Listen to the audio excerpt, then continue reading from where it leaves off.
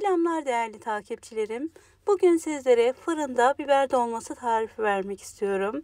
Tencerede yapılan biber dolmasından çok daha lezzetli oluyor. Eğer daha önce hiç denemediyseniz kesinlikle denemenizi tavsiye ediyorum. Malzemelerim hazır.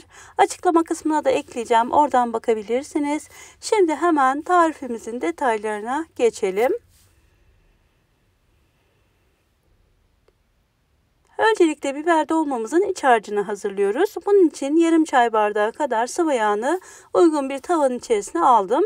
İsterseniz zeytinyağlı da yapabilirsiniz.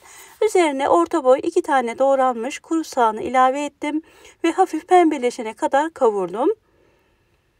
Soğanımı kavurduktan sonra üzerine baharatlarını ekliyorum. Ben biraz karabiber, pul biber, tuz ve kuru nane ekledim. Dilerseniz farklı baharatlar da ekleyebilirsiniz. 1 tatlı kaşığı biber salçası, 1 tatlı kaşığı da domates salçası ekledikten sonra güzelce kavuruyorum. Şimdi üzerine bir tane büyük boy domatesi kabuklarını soyduktan sonra doğradım. Onu da ilave ediyorum. Ve domatesle birlikte de bir süre kavurmaya devam ediyorum. Şimdi üzerine pirincini ilave edeceğim. Ben 1,5 su bardağı pirinç ekledim. Güzelce yıkadım. Nişastasından arındırdıktan sonra suyunu süzdürüp içerisine ekliyorum. Ben 1,5 su bardağı kullandım ama bu oran dolma biberinizin miktarına göre değişebilir. Ben 1 kilo dolma biber kullanacağım. Evet, güzelce kavurdum. Şimdi biraz hafif ekşilik vermesi için 1 yemek kaşığı kadar da nar ekşisi ekliyorum. Çok güzel yakışıyor. Varsa mutlaka ekleyin. Evet, 1-2 dakika pirincimle birlikte de kavurduktan sonra şimdi üzerine biraz su ekleyeceğim. Yaklaşık şöyle 1 su bardağı kadar. Bu su sayesinde de iç harcı daha güzel bir şekilde pişecek. Evet, şimdi üzerine 1 su bardağı su ekledim. Daha sonra ocağımın altını kısıyorum ve suyunu çekene kadar iç harcı çok hafif pişmiş olacak. Evet, suyunu tamamen çekti gördüğünüz gibi. Şimdi ocağımın altını kapatıyorum ve üzerine şöyle ince kıyılmış bir tutam da maydanoz ekleyeceğim. Bunu ocağı kapattıktan sonra eklerseniz o yeşilliğini ve aromasını kaybetmeyecektir. Evet, şimdi artık bunu bir kenara alacağım. Biraz ılıdıktan sonra artık dolmamı doldurmaya geçeceğim. Ben de bu esnada dolma biberlerimi temizledim ve üzerini kapatmak için domateslerimi doğrayacağım şimdi. Daha önce de söylediğim gibi ben 1 kilo dolma biber kullandım. Miktarı azaltıp veya çoğaltabilirsiniz. Tamamen size kalmış. Bir tane büyük boy domatesi de böyle iri iri olacak şekilde doğruyorum. Üzerine dediğim gibi kapak olarak kullanacağım. Dilerseniz dolma biberin kendi üzerindeki kapakları da koyup o şekilde de pişirebilirsiniz.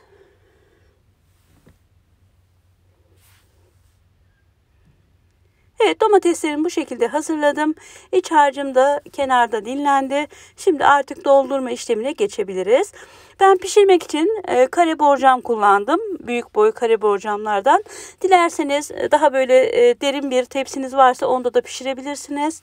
Veya benim gibi siz de böyle bir kare borcama yerleştirebilirsiniz. Evet, şimdi kaşıkla dolma biberlerimizi dolduralım. Zaten iç harcımız bir ön pişirme yaptığımız için böyle çok aşırı seyrek koymanıza gerek yok. Biraz doldurun, iç harcı bol olursa daha güzel olacaktır. Evet, şimdi üzerine bir tane domatesi yerleştirdikten sonra artık borcama yerleştiriyorum. Evet, daha önce bu şekilde denemediyseniz mutlaka deneyin. İnanılmaz lezzetli oluyor. Hem görüntü olarak hem de lezzet olarak çok güzel oluyor. Dolma biberin zaten her hali güzel oluyor ama fırında ayrı bir lezzet oluyor. Eğer daha önce bu şekilde hiç denemediyseniz kesinlikle denemenizi tavsiye ediyorum. Zaten bir kere denedikten sonra hep yapmak isteyeceğiniz bir lezzet olacak. Bu arada şunu da belirtmek istiyorum. Eğer videomu buraya kadar izlediyseniz yoruma bir kalp, bir emoji ya da izlediğinize dair bir yorum bırakırsanız çok memnun olurum. Ben de bu sayede izlemiş olduğunuzu anlarım.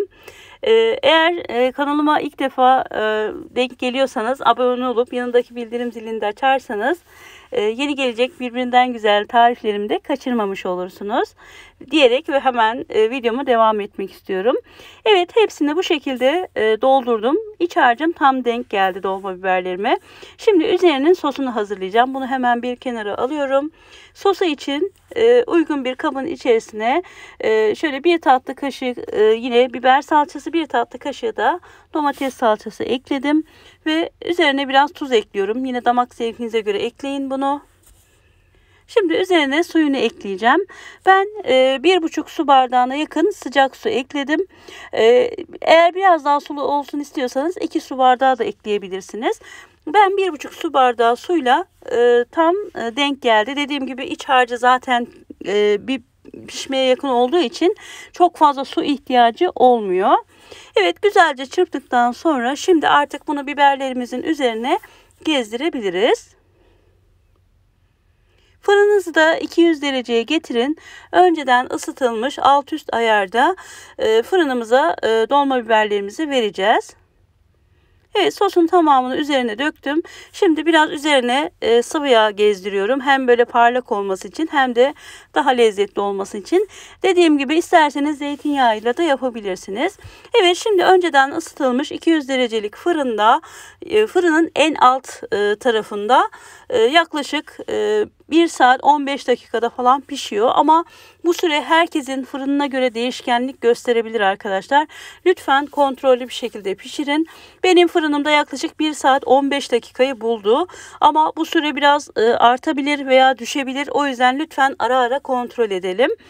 Evet, yemeğimi fırından aldım. Hemen şöyle tabağıma alarak sizlere yakından iç dokusunu da göstermek istiyorum.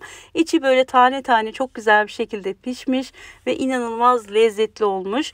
Kesinlikle deneyin arkadaşlar. Denedikten sonra da o güzel yorumlarınızı bekliyorum. Evet, sizler tarifimizin son halini izlerken ben de sizlere veda etmiş olayım. Bugünlük de bu videomuzun sonuna geldik. Umarım videomu keyifle izlemişsinizdir. İzleyen herkese çok teşekkür ediyorum. Bana destek olmak isterseniz videolarımı gördüğünüz zaman ufak da olsa bir yorum bırakmayı ve bir beğeni tuşuna basmayı unutmayın. Bu şekilde bana destek vermiş olursunuz ve videom da sizin sayenizde daha çok kişiye ulaşmış olur. Eğer bu videoda ilk defa karşılaşıyorsak kanalıma abone olup yanındaki zil işaretini de açarsanız yeni gelecek birbirinden güzel tarifleri kaçırmamış olursunuz. Tarifle ilgili sorularınız varsa lütfen onları da bana yorumlar kısmından yazın. Fırsat buldukça cevaplamaya çalışıyorum. Bir dahaki videomda görüşmek üzere. Allah'a emanet olun. Hoşça kalın.